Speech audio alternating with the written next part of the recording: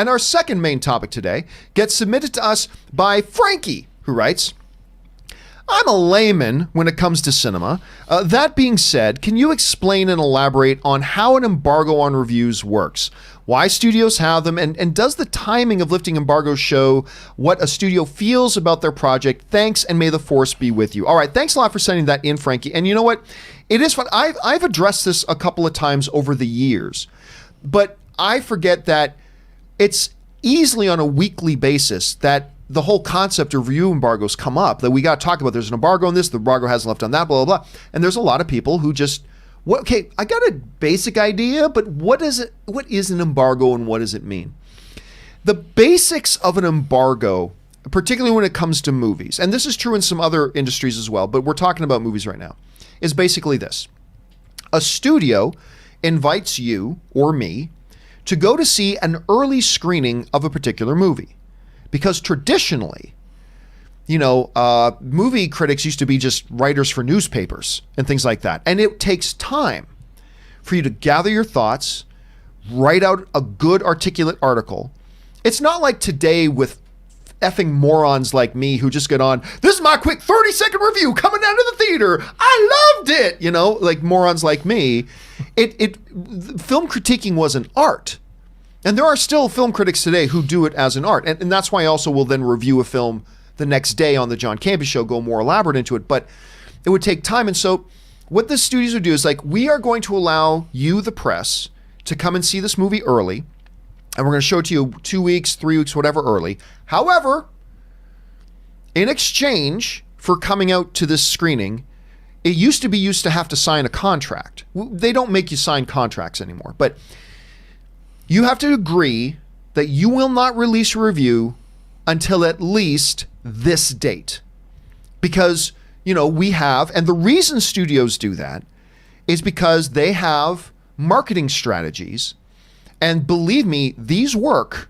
They sometimes do them badly, but for the most part, these are effective things. They have marketing strategies, and they know when they want the reviews to release, the timing of it. They don't want the reviews too early because then it loses some of its momentum by the time the movie comes out. Or sometimes the studio is worried about what their reviews are going to be, and they'll hold them off to the last second. Those are usually red flags.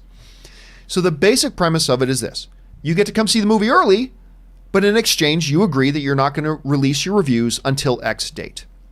Now, in recent years, a second thing has come up called social media embargoes.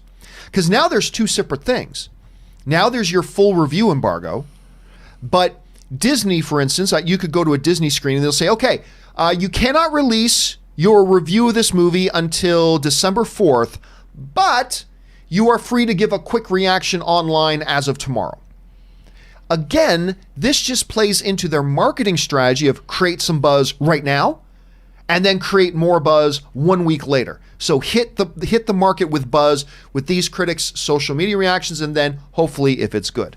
Warner Brothers has used these, Paramount has used these, Sony's have used these, Disney's have used this, all this kind of stuff. Now, what are the repercussions if you are a film critic and you break embargo? Because it's happened. Because there's still this pathetic thing, I got to be the first one to have my review out. I got to be the first. So there are some people that do that. And listen, I've accidentally broken embargo. I remember this one time I thought, oh my God, I thought the day was today and the day was the next day. And I got called by the studio, I think it was Sony at the time, that gave me a well-deserved tongue lashing. And all I could do was humbly apologize because it was a dick move. I broke embargo and I didn't mean to, and it was stupid of me, and I corrected the mistake. Never let it happen again. But what's the repercussions? Will the police show up at my door if I break embargo and take me away to movie jail? No. But you can better believe, Rob, that if you are, there's a relationship of trust. And if I break that trust, like we let you come to see this movie early so you could be prepared to drop your review when our embargo lifts. But you broke that embargo, so it's simple. We're not going to invite you to these things anymore. We are not going to give you the privilege of getting to see them early so you can have your reviews ready in a timely manner. You're just going to have to go with everybody else, which is when I normally go anyway for most movies, but still, it's a thing of trust. So that's basically the idea of embargoes. The studios want to be strategic about when reviews lift. If their movies are terrible, they want to hold off the review embargoes as late as possible. But it's all part of their marketing strategy. And again, giving the press the opportunity to see it so they can write pieces about what their thoughts on a movie are prior to it releasing, but at the right coordinated time so it works with the studio's marketing.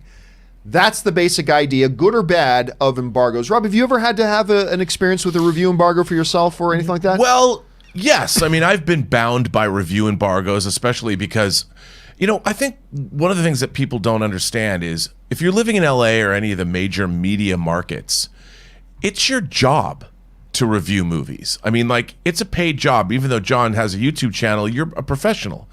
You know, and you need your relationships with people. You need to be able to go see these movies to do your job. And frequently, if you work for certain outlets, you're paid.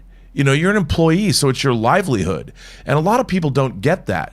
And while the studios don't tell you what to write, you have to abide by. They're like any other business that's releasing a product.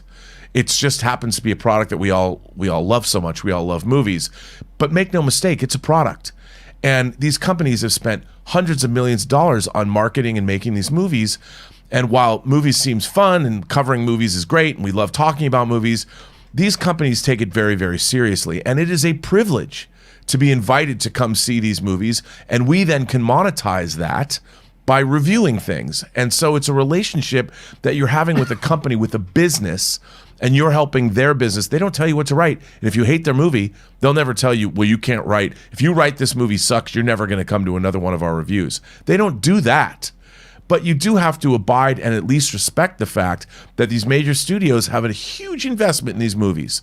So it is, like you said, there is a, well, quid pro quo. You know, there's a way that all works, and it's part of being a professional. And I think it's a pretty good system. It is the honor system, but like you said, studios will call you. But for the most part, people respect it because that's how the business works.